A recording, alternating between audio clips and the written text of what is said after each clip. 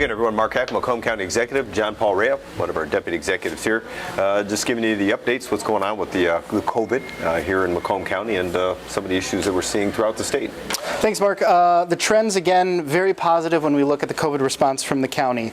Our 7-day average as far as percent positive tested is about 3.6%. That's down nearly 2% from last week's figures. So it shows that our testing strategies are working.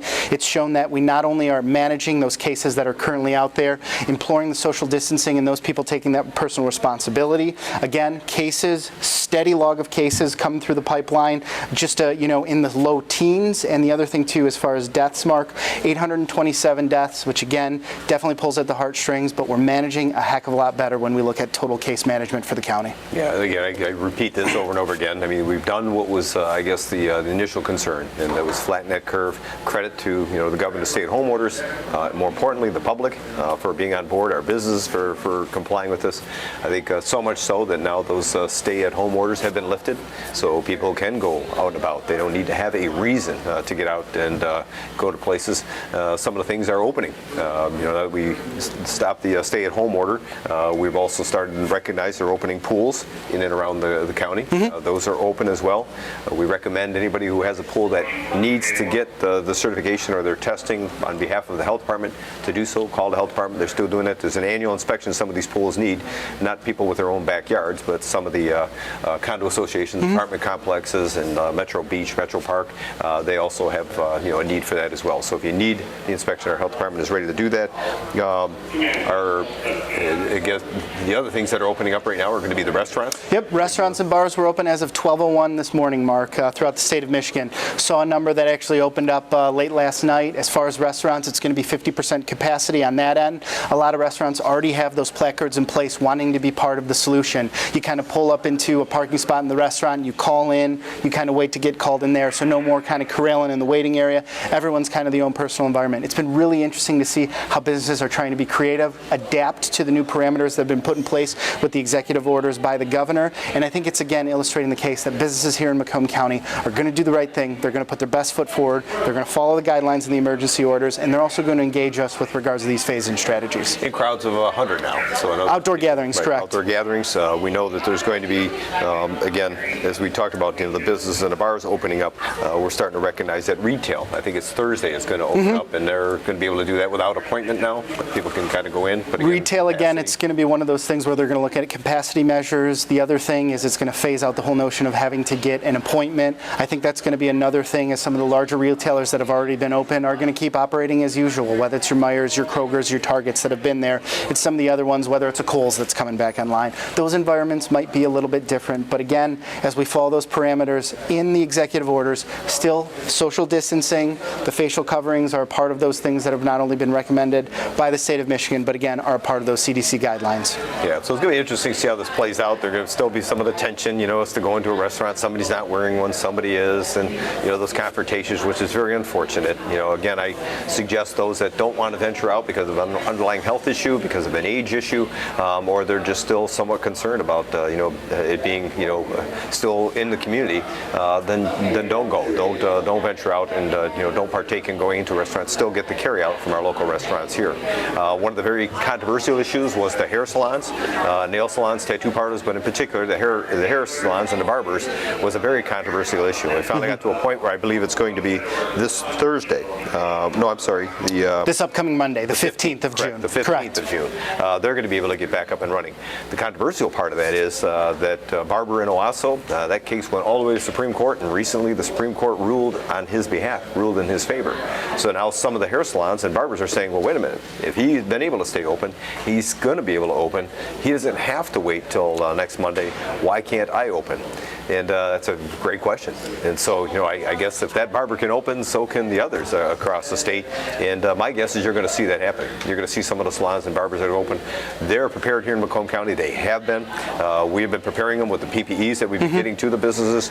I'm sure if your hair salon or your barber does open prior to the next Monday, they're going to do it in a very safe fashion, and we're going to be there to try to figure out how do we continue to support them and help them, making sure they're doing it in a safe fashion. And that's all they've been saying all along, is we will do it in a very responsible, safe fashion.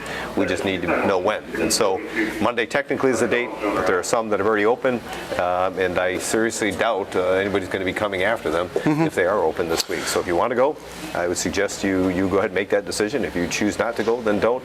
But to those barbers and I guess hair salons, if they're wanting to open, I don't know what precludes them now that there's been this Supreme Court ruling in favor of the barber out in Owasso. Mark, it's about taking those safe, responsible steps as we engage different segments of our economy.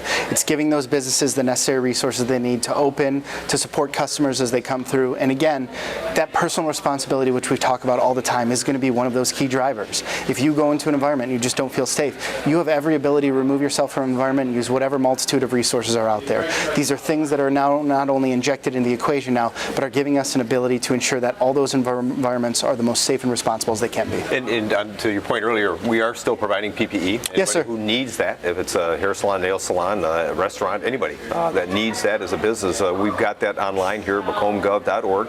All you have to do is click on the PPE or Back to Business PPE icon. You click on that, fill out the simple form. We'll get you those, I guess, if you will, personal protection equipment that you may need to get yourself up and running. So we're going to help you prepare for that, and we're going to continue to do that. On the note of testing, we realize things are getting somewhat back to normal. People are all over, kind of engaging right now, which is great to see. We know there's still, the spread is in the community, and there's still that contact that goes on between people, and we're still doing some of the testing. In fact, we're going to be opening it up to the public. We've been using it, kind of a soft opening with some of our employees, working with our health department, people that want to test. And you don't need to show symptoms. You don't have to have a prescription.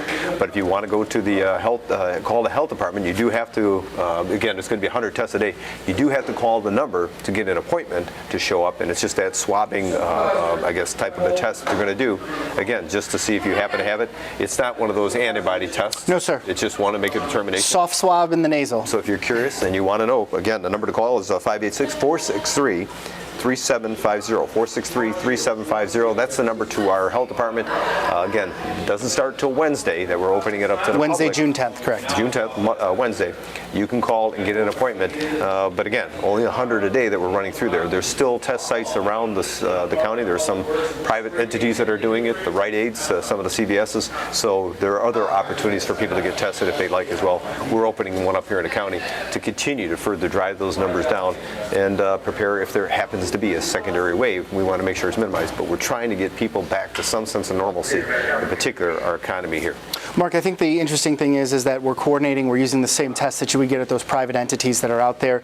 We're also focused on not only a number of different labs that will be able to turn around those test results and everything. We're scaling up that capacity. It's driving those numbers down as far as percent positive tested, which is then going to ensure that the governor, all the experts at the state know that our county wants to not only push the envelope and begin to open up different sectors of our economy, but also knows that individuals are bringing on the whole notion of that personal responsibility and really managing this virus as we look into more safe health measures down the way. Yeah, two interesting notes to make. Again, we go back to the Census 2020. I continue to remind people, please fill out those forms. Extremely important. We're number one in the nation of large counties with responses, about 78% or higher, which is great. I mean, always being number one is always a good thing, but credit to Macomb County residents for understanding the importance of filling out that Census 2020. Helps bring back our money.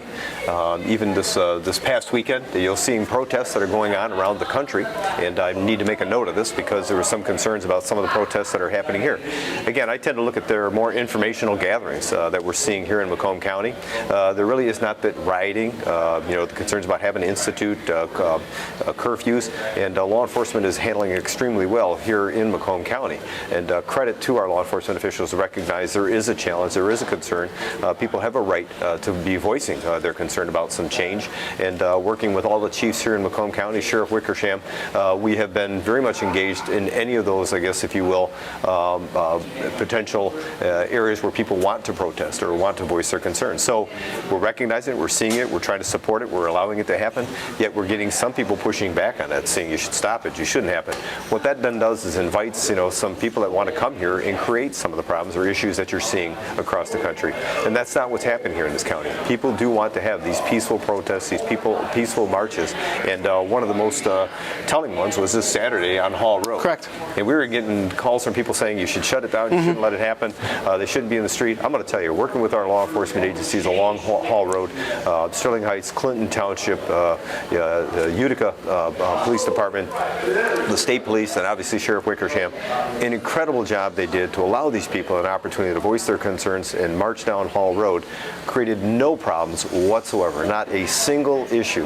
And I'm going to give a shout out to Reverend Rideout, who was with the 3 girls that put this thing on as youth, and having been there to make sure things were going the right way and engaging that crowd.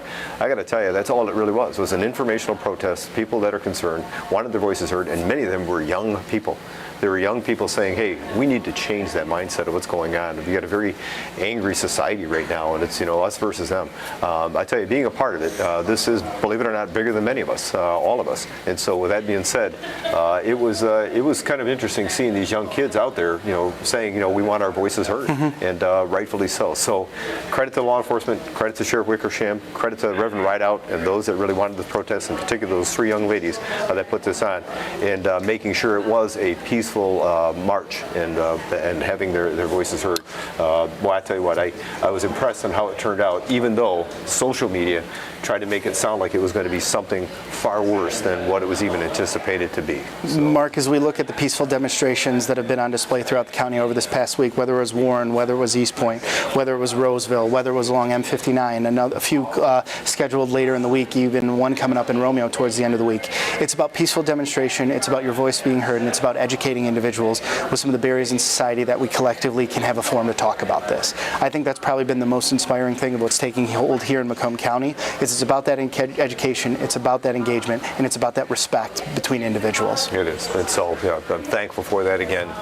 Macomb County once again stepped up to let people recognize we are a welcoming county. We were the first to create the One Macomb to try to get people to understand we have a tremendous amount of diversity here in this county. We did not just talk about it, we need to embrace it, we need to listen, and we need to figure out what it is we can do so that people do feel welcome when they're here in Macomb County as One Macomb. So with that, I want to thank you for tuning in to this update here, and remind you once again that MacombGov.org is the place to go for your information and continue to keep you and your family safe. Thank you.